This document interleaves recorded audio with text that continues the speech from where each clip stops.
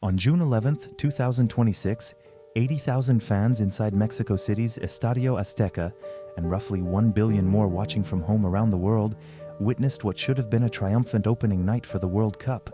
Instead, within seconds of the performance beginning, the moment was hijacked, not by the music, by a single, burning question. The lights dropped. A figure emerged from beneath the stage in an electric neon yellow bodysuit, strawberry red hair catching the stadium lights, her face almost entirely hidden behind a pair of massive, reflective Y2K-style sunglasses. Within minutes, social media exploded. Hashtags like "Who is that?" and "Body Double" began trending across every major platform: X, TikTok, Instagram, all of it. Fans zoomed in frame by frame, comparing jawlines, comparing movements, debating whether the woman commanding the stage was really Shakira or whether FIFA had quietly swapped her out for a stand-in. But here's what the internet missed while it was busy playing detective. This wasn't a scandal, it wasn't a mistake, it was a calculated move. The latest chapter in a 20-year campaign of cultural dominance that very few artists on the planet could ever pull off. Today we're breaking down exactly how Shakira, alongside Afrobeat powerhouse Burna Boy, didn't just perform at the World Cup. They engineered a $100 million cultural takeover that the traditional music industry simply cannot compete with. This is the story of the legacy sovereign. Welcome back to the Celebs Mindset. Let's start with some perspective. In the music industry, longevity is rare. The average run for a chart-topping pop artist, from breakout single to fade out, is often less than 5 years. Trends shift, algorithms change, and audiences move on to the next big thing almost overnight. And yet, for 20 years, one stage has remained untouched by that pattern: the World Cup. 2006, Germany. Shakira steps out with "Hips Don't Lie" and redefines what a World Cup anthem even sounds like. 2010, South Africa. Waka Waka, this time for Africa, becomes more than a song.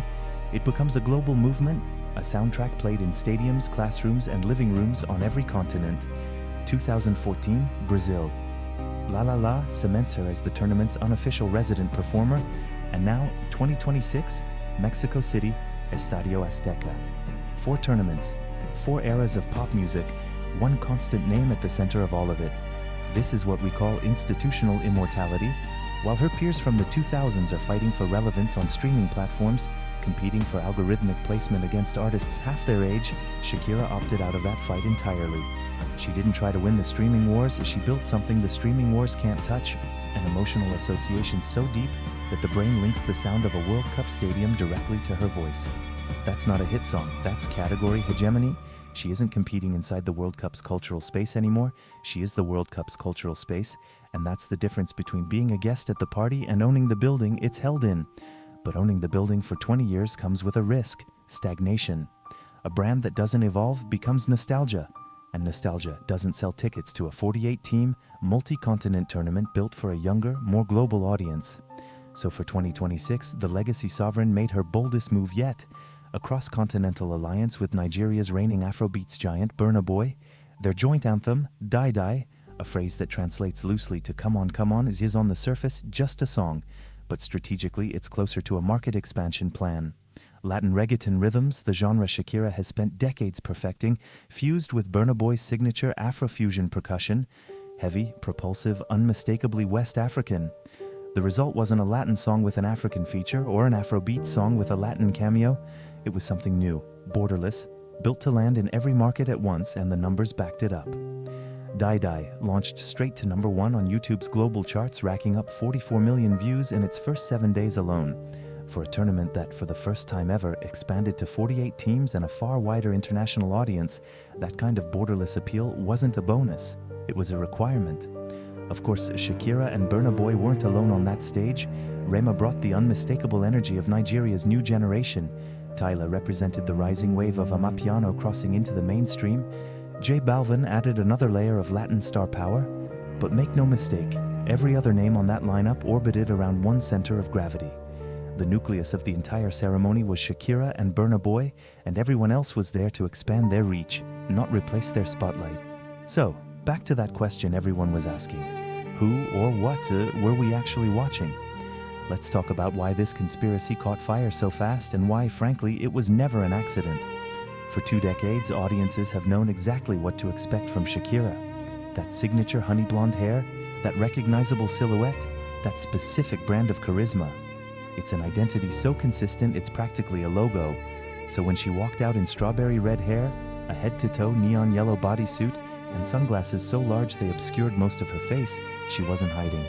She was breaking the pattern on purpose, and breaking a 20-year pattern, live, in front of 1 billion people, doesn't read as a costume choice, it reads as a riddle. Here's the part most casual viewers never think about. In 2026's attention economy, certainty doesn't trend, mystery does. A flawless, exactly as expected performance gets applause, and then silence. A performance that makes people stop, rewind, zoom in, and argue with strangers online? That gets hours of engagement, thousands of reaction videos, and headlines for days. While one half of the internet debated whether her live vocals matched her studio recordings and whether parts of it were pre-recorded, the other half was busy doing FIFA's marketing job for free. Within 48 hours, Die Die hit #1 on the global Shazam charts, not despite the body double rumor, because of it. That's the uncomfortable truth at the center of this whole story. In modern celebrity strategy, controversy isn't a risk to be managed, it's fuel, and the legacy sovereign knows exactly how to burn it. Now let's talk about why all of this matters beyond the music, because this performance wasn't just art, it was infrastructure. Die Die wasn't released into a vacuum. It was strategically attached to the FIFA Global Citizen Education Fund, a humanitarian initiative with a stated goal of raising $100 million by the end of the tournament. By linking her biggest moment of the decade to a cause of that scale, Shakira didn't just release a song. She secured an institutional partnership that no record label could ever offer. This is high-value corporate alignment in its purest form. Record deals expire, chart positions fade, but a name permanently tied to a $100 million global humanitarian campaign? That's a relationship that outlives news cycles, and she's not stopping there. Shakira is already confirmed to co-headline the World Cup final halftime show in New Jersey on July 19th, the single biggest stage left on the tournament's calendar. After that, she heads home to an unprecedented 12-night residency at Madrid's brand new venue, fittingly named Shakira Stadium. Think about what that means. A World Cup opening ceremony, a World Cup final halftime show, and a custom-built stadium with her name on it, all within the same calendar year. She isn't waiting for radio play. She isn't waiting for a label's release schedule. She has fully decoupled her income and her relevance from the unpredictable churn of the music industry. At this point, she doesn't answer to record executives, she answers to global institutions, and they're lining up to work with her. So what's the actual lesson here? It's this: real power in the modern entertainment industry doesn't come from chasing the algorithm, chasing the trend cycle, or trying to stay relevant by competing on someone else's terms. Real power comes from building a brand so large, so deeply embedded in culture, that the world's biggest institutions, FIFA included, have no choice but to build their biggest moments around you. Shakira didn't adapt to the World Cup. The World Cup adapted to her. As she said before, what broke you once made you strong.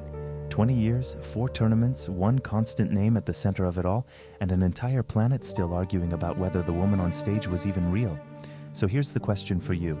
Was the Estadio Azteca performance a masterclass from a legendary pop architect playing the long game?